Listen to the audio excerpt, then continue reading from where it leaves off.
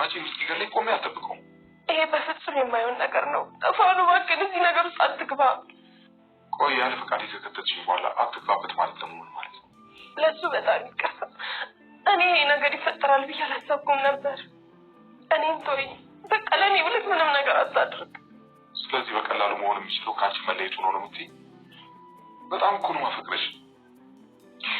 እኔም አፈቅራለሁ፣ ግን ደግሞ ለእኔ ብለህ በፍጹም ህይወትን አደጋ ውስጥ አትክተት።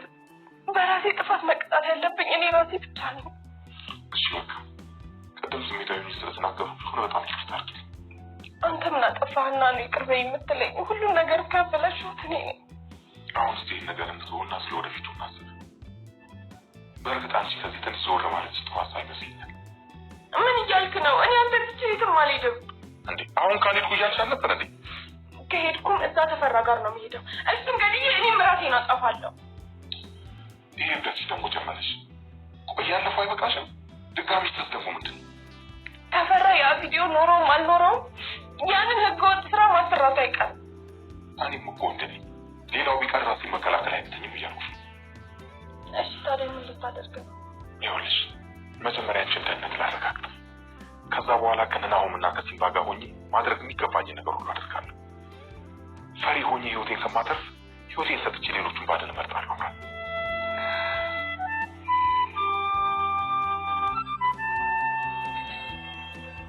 በበሉሁ ቦታ አዲስ የተሾመ ኮማንደር አለ እያሉ ነው። ከክፍለ ሀገር ነው ተቀይሮ የመጣው አሉ። ታዲያ ከኔ ጋር እንዲሰራ ዳጎስ ያለ ጉርሻ ስጡ።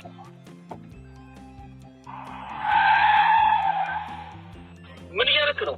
ቀስ እያልክ እንራጃለን። አቶ ተፈራ በመንገድ ላይ እያለ የሆነ ነገር ከፊቱ እንደቆመ ግልጽ ነው። ማን ይመስላችኋል ያ ሰው? እስኪ ሀሳብ አስተያየታችሁን በማስቀመጥ ቪዲዮውን ጀምሩት።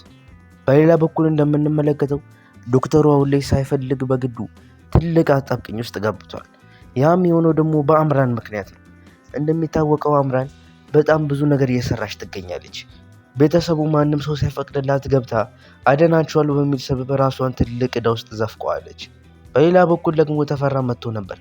እሷ ስትገድል ባለው ቪዲዮን በእሷ አስፈራርቶ እሱን ወንጀል ሊያሰራው እየሞከረ እንደሆነ እየተመለከት እንገኛለን። ናሆም ከርቀት ሆኖ ያይና የሱን መኪና ተፈራ ደግሞ ዜና ያደርጋል በማለት ሩጦ ወደ ቤቱ ይገባል። የዛ ሰዓት ላይ ግን አምራንና እነ ተፈራ ሆኖ ሲነጋገሩና ሲሰዳደቡ ይመለከታል። ምን ተፈጥሮ ነው አንተ ምን ትሰራለህ አንተ ውሻ ብሎ ይጮህበታል። አምራንም ወንጀል እንዳሰራት ከመናገሯ በፊት ራሱ ተፈራ ናሆም መጣህ ማለት ነው የድሮ ፍቅረኛሽ እያለ እየቀለደ ሲስቅባት እንመለከታለን። እና እሷም አሁን ላይ ወንጀል መስራቷ ትልቅ ዕዳ ውስጥ እንዳስገባትም ታውቃለች። አሁን ላይ አንቺ መናገር ስልጣን የለሽም ሰገዳይንሽ እያለ እየሳቀባት ተመልክተናል። በተደጋጋሚ ደግሞ ዶክተሩም ከክፍል ይወጣልኝ ምንም ከዚህ በኋላ እንደዚህ አይነት ስራ ውስጥ የምገባው ነገር የለም እያለ ሲያባረረውም እንመለከታለን።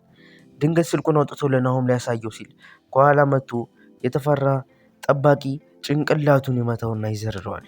የዚህ ሰዓት ላይ አምራን እያለቀሰች ትንሰቀሰቃለች። አንተ ክፉ ሰው ነህ እያለች ትሰድበዋለች በተደጋጋሚ። ግን ምንም ነገር ሊፈጠር አልቻለም። እየሳቀበትም ዶክተሩን አንተውን ስሜታዊ ስለሆንክ ነው ተረጋጋና እንድታስብ ትንሽ ጊዜ ሰጠሃለሁ ብሎ ከነ ጥበቃው ክፍሉን ለቀው ይወጥላቸዋል። ዶክተሩ አሁን ላይ ምን ማድረግ እንዳለበት ግራ ገብቶታል። ምክንያቱም አንዲት ታካሚ አላዳንኩም ብሎ የሚሳቀቅበት ድምጿን እያስታወሰ ህሊናው የሚወቅሰው ነገር አሁን ላይ እሱ ሊያደርግ የተገደደ ይመስላል። ወይ እሷ ላይ ፈርድና እሷ ብዙ ዓመታትን በእስር ቤት አሳልፋለች፣ አሊያም ደግሞ ብዙ ሴቶችን ኦፕራሲዮን እየሰራና ኩላሊታቸውን እያወጣ እየገደለ እሷም ከወንጀል ትተርፋለች፣ ከመታሰር ትተርፋለች፣ እሱም ገንዘብ ያፍሳል። ይህንን መምረጥ የሱ ስራ ነው፣ የሱ እድል ነው ማለት ነው። እንደምንመለከተው አሁን ላይ ላይኩንም ሆነ ሲምባ እንዲሁም ናሆም ችግር የለም እንፈተዋለን እናስተካክለዋለን ከማለት ውጪ ምንም እያደረጉ ያለውን ነገር እየተመለከትን አይደለም።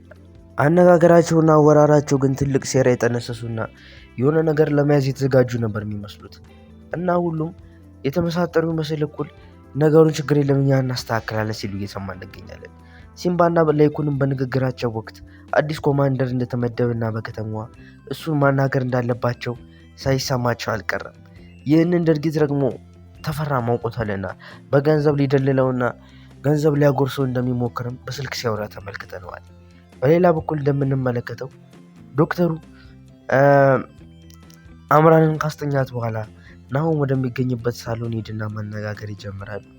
እሷን ሳትፈልግ ወንጀል እንዳሰሯትና እናንተስ እያወቃችሁ ለምን አልከለከላችኋትም ብሎ እነ ናሆምን ይናገራቸዋል ዶክተሩ። የዚህ ሰዓትም ናሆም ነገሩ ከረፈደ ነው የነገረችን፣ ገብታ ብዙ ስራ ከጀመረች በኋላ ነው የነገረችን። ነገር ግን የዛ ሰዓትም ቢሆን እንድታቆም በተደጋጋሚ ነግረናታል። እሷ ግን ምንም የማቆም ፍላጎትም ስሜትም አልነበራትም። ብንጨቀጭቃትም ልትረዳን አልቻለችም። እናንተን ሳላደን እያለች ስታወራ በተደጋጋሚ እየሰማን ነበርና ምንም ማድረግ አልቻልም ይለዋል።